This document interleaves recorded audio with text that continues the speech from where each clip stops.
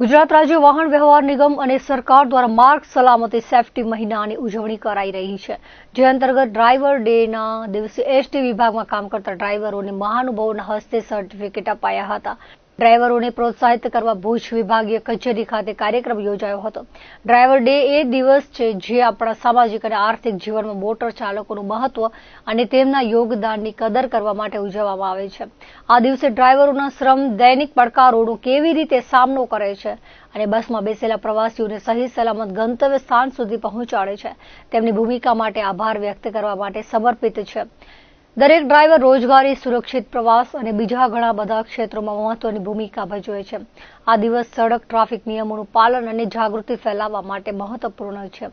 તેમને પ્રોત્સાહિત કરવા માટે ઉજવણી કરાય છે, જે ડ્રાઈવર ભાઈઓએ સારી કામગીરી કરી હતી। આ પ્રસંગે હાજર રહેલા ડ્રાઈવર ભાઈઓને ગુલાબનું ફૂલ અપાયું હતું। આ દિવસની ઉજવણી કચ્છના દરેક ડેપોમાં કરવામાં આવી છે। ગુજરાત રાજ્ય વાહન વ્યવહાર નિગમ દ્વારા અને મિનિસ્ટ્રી દ્વારા આખું સેફટી મંથ, માર્ગ સુરક્ષા મંથની ઉજવણી કરવાની છે। એ કરીએ છીએ અલગ અલગ દરેક જગ્યાએ ડ્રાઈવરો માટે અકસ્માતની ટ્રેનિંગ છે, એમના સજેશનો છે।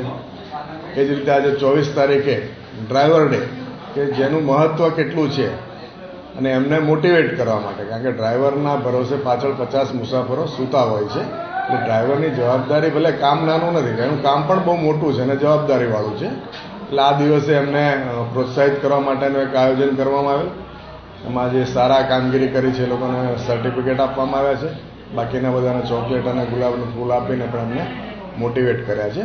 અને આ વખતે પીઆઈ શ્રી મોરી સાહેબ અને મહાનુભાવ પરાક્રમસિંહ જાડેજા એ પણ ઉપસ્થિત રહ્યા હતા।